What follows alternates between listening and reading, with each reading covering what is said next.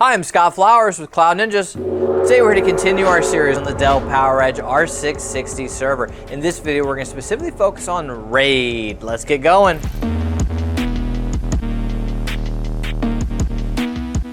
Hey, thanks for stopping by today to learn a little bit more about the Dell PowerEdge R660 server. Do us a favor, if you find anything that helps you in this video, click that like, smash that subscribe. All right, we'll top in. This video is going to be specifically dedicated to RAID, and it's going to be the continuation of our series. So if this is the first one you're seeing, hey, please check out the rest of our R660 series, and we appreciate you following us. So, all right, so the first thing that we're going to do is we're going to talk about the types of RAID that are compatible, and what we mean by that is the form factor, and then we are going to put up a nice little comparison chart of the different RAIDs that are supported, the different part numbers at least.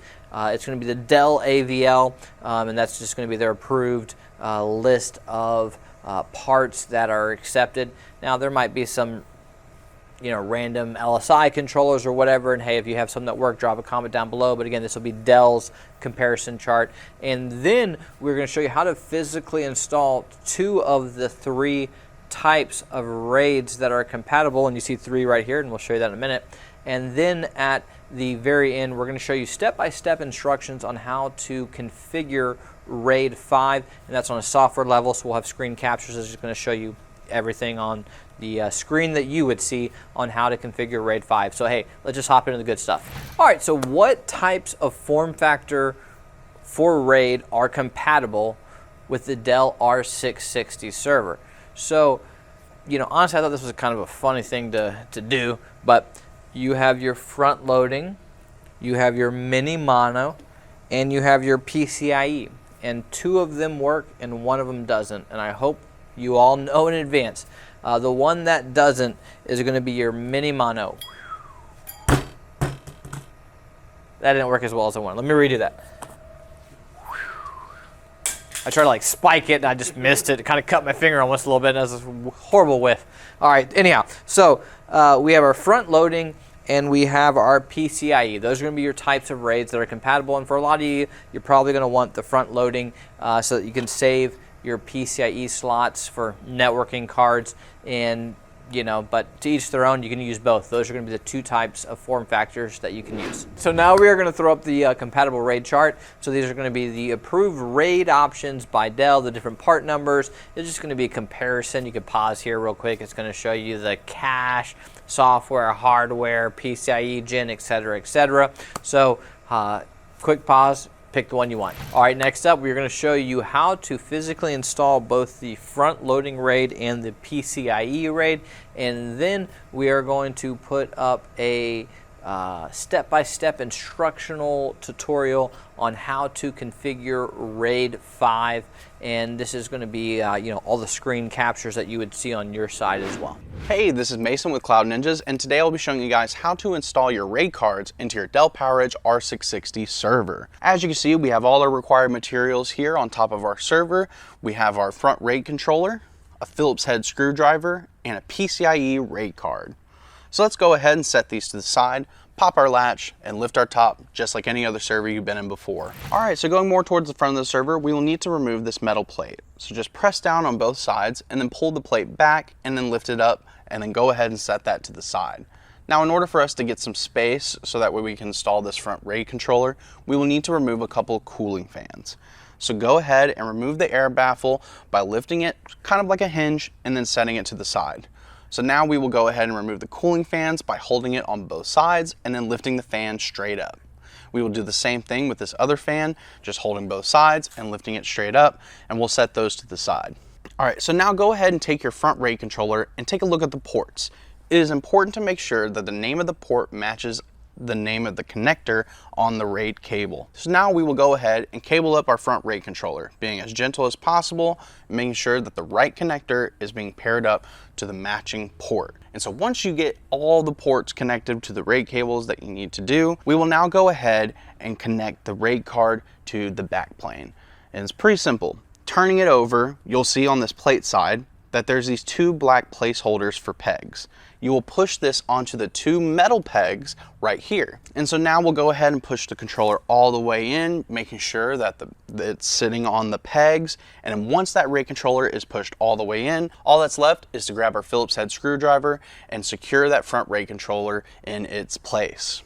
And so now all we need to do is reinstall the cooling fans and place the air baffle back on. Great, you've installed your front RAID controller. So now we'll go ahead and show you guys how to install your PCIe RAID card. So in the back of the server, there's these two holes on the riser, and you're gonna go ahead and use your index finger and your thumb and then press the blue button and begin lifting the riser up and turning it over. But be careful because there is cables connected to the riser and we do not want to damage those cables. All right. So now we will go ahead and pull in this black tab until it is fully detached, and we can remove this filler bracket and then set it to the side. So now we'll actually go ahead and lift this black piece right here up, and that will give us some space so that way we can set the PCIe card into the slot. All right, so now we'll go ahead and take our PCIe RAID card and then go ahead and take a look at the leads on the PCIe card.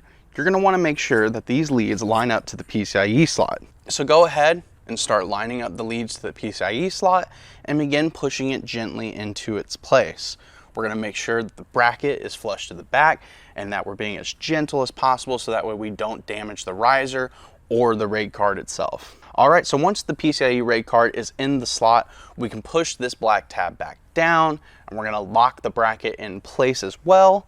And so now all we need to do is set the riser back into its place. And there you go, you've done it. You've installed your RAID card via front RAID controller and a PCIe RAID card into your Dell PowerEdge R660 server. So now we'll go ahead and show you guys how to configure RAID 5. Be right back. Now we're going to show you step-by-step instructions on how to configure RAID 5 with your 15th gen server.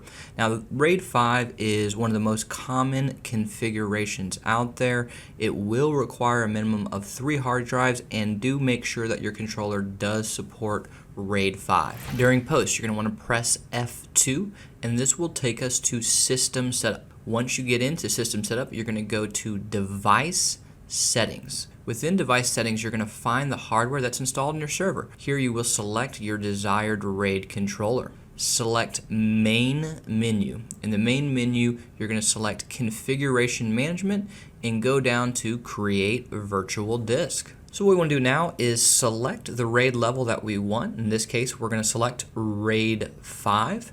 We're going to leave unconfigured capacity selected. So now we're going to click on Select Physical Disks. On this menu, check both for the Select Media Type option. Then we're going to select all the drives that we want to configure in our RAID. Select Apply Changes, then click OK. On the Create Virtual Disk menu, click on Create Virtual Disk. Click on the Confirm box and click on Yes, and then OK. To confirm the RAID was created, head back to the main menu, then select Virtual Disk Management, and you'll find here that we've configured RAID 5 to our virtual disks.